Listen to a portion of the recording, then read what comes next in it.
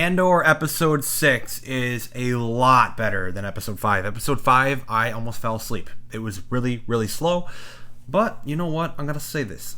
It was really worth it. Because episode 6, maybe I'm just coming off the high of all the action in this episode, but I was really entertained. I was very, very entertained with Andor episode 6.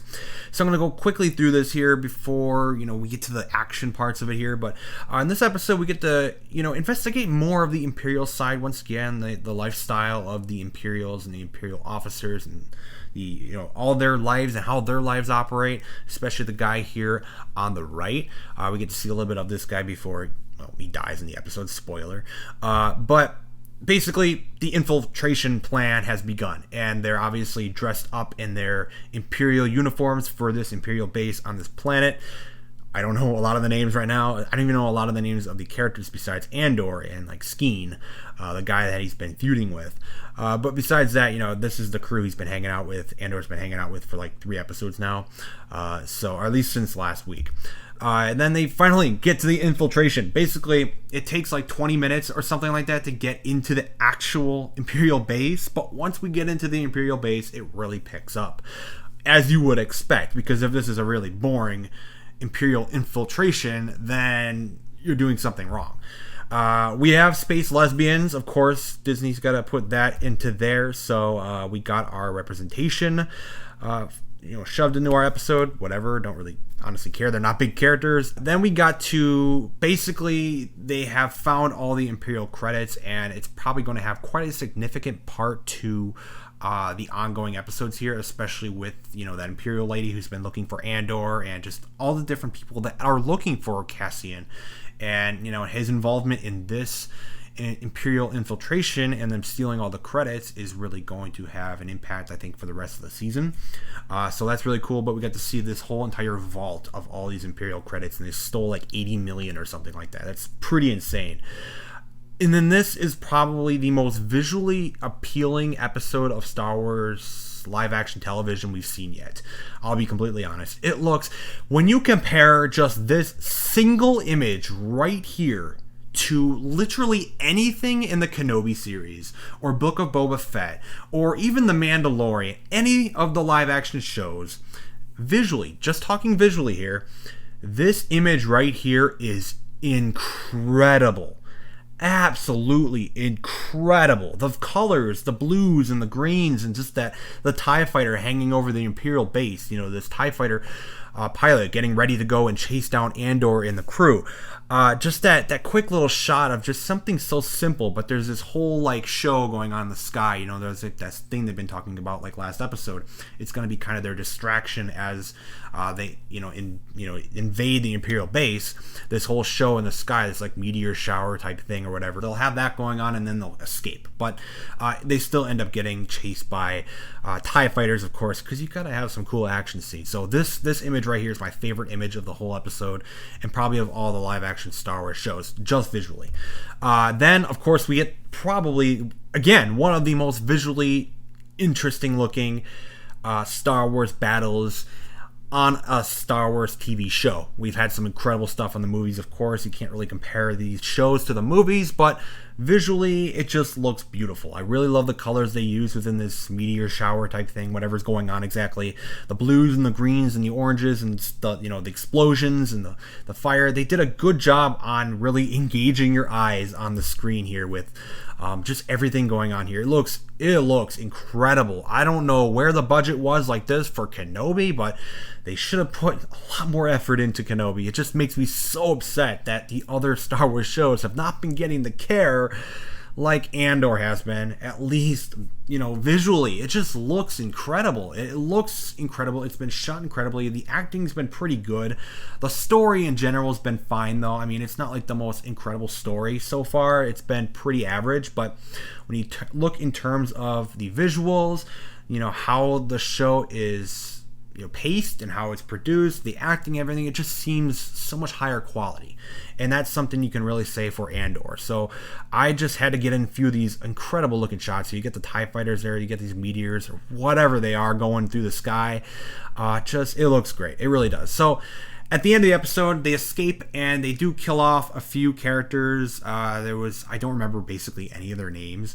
They had one guy that ends up getting killed. I think the guy, it was like they revealed there was one of the guys, it was a stormtrooper. He ended up dying. And the guy that they had infiltrated within the base, he was like the commanding officer that was helping them out from inside. I think he died. He didn't come along with them. I think he got shot. I'd have to look back again. I'm not certain on that, but I think he did get killed. And then they ended up killing this kid right here too. I kind of liked his character. I don't remember his name. I'm gonna be completely honest, but they did kill his character as well. He ended up getting like crushed as the ship was blasting off from the base, and there was like a big thing of credits that crushed him. It's a pretty brutal death for him. So, but I am kind of glad they're killing some people off. It makes the stakes a little higher, I guess, even though they are brand new characters. There's not much feeling towards it, but I will say this: there are some characters dying here that I'm finding myself actually kind of upset to see them die, because I found them to be quite intriguing. They were quite interesting characters for what they were in the past few episodes. For little side characters that are just going to be in and out on this show, they were pretty interesting, and that especially goes for Skeen. I believe that's his name. He's the guy that has been feuding with Andor for most of the last 2 episodes now. Ever since Andor joined this little group, he's been questioning Andor and his intentions and everything like that. And at the end of the episode, it actually gets revealed that he's just kind of doing it for himself. And they stole like 80 million credits. And he's talking alone with Andor. He's like, okay, Andor, how about, you're in this just for the money too, right? How about you and I go off onto this moon over here, this moon with nobody on it, and we'll run off with all the credits. We'll get 40 million credits each, and we'll just leave everybody else. They die, whatever, they can scavenge for themselves. We'll run off with all these credits we just stole, and we'll fend for ourselves. And at first, think, okay, is Andor really going to go for it? And he's the hero of the show, of course. So, of course, Andor is not going to go for it. He shoots Skeen. He blasts him with almost no hesitation, really. He just lifts it up and in an instant. His instant kill. Like, he didn't even really think about his offer, really. It's just kind of like an instinct for him. So, I think that was kind of cool. It was kind of cool to see that. And the whole ending scene with Andor just kind of running off. Like, he's kind of like, skeptical again. The lady, the main... I don't even know her name, okay? I'm going to be honest. I'm not learning the names well here. But the main lady that's kind of like the leader of the group... she kind of knows Andor's intentions. She knows he was hired, so she kind of lets him run off for whatever.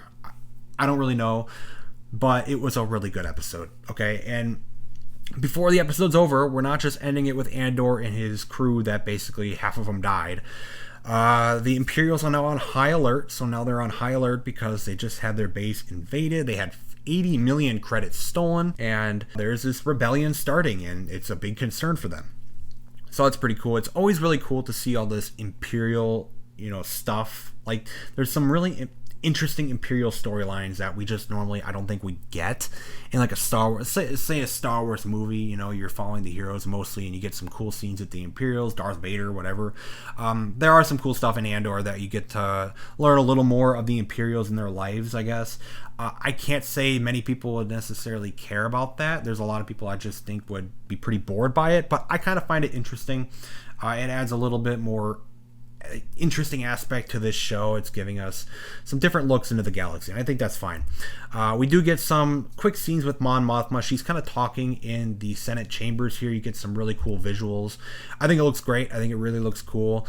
It's cool to see the Senate chambers back again, and I don't know what she's talking about. I don't think it's relevant to the episode itself, but it just seems that nobody really cares what she's saying anymore.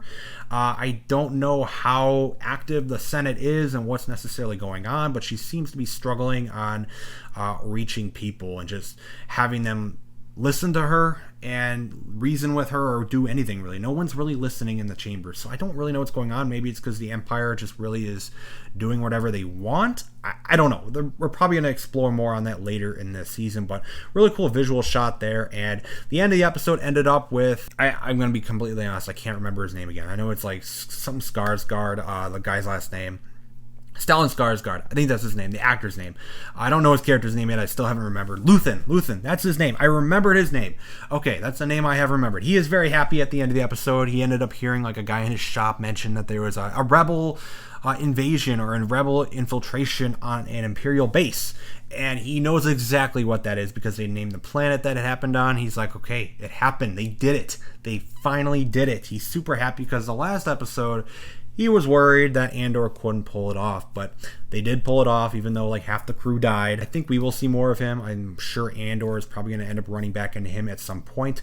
But I will say, the show is called Andor, but genuinely this whole episode, there wasn't much focus on Cassian himself. He was just kind of one of the crew, but we knew he couldn't die. That's basically how that worked. So, really good episode. I'm going to be honest. It's the best episode so far of Andor. I really did like episode 4 as well. The first 3 were slow, but it was interesting. It was almost like a different story, actually, in the first 3. 4, 5, and 6 have been like another story, too. And 5 was pretty slow. 4 was good, and I really liked episode 6. I guess I'd have to give it like an 8.5 if I had to rank it, I guess. 8.5 out of 10. It was really incredible. Again, this is coming right off of watching it for the first time. Maybe my opinions will change after all those visuals and my high on the visuals gets down there a little bit. But I think the story is pretty solid. Like, I did like that thing at the end with Andor just not really hesitating and taking out Skeen and just... I think I like that aspect of the story a bit, and I do find the action. I think the action's really great too. You know, it looks good. You always need some good action in Star Wars, and they delivered in this episode for sure.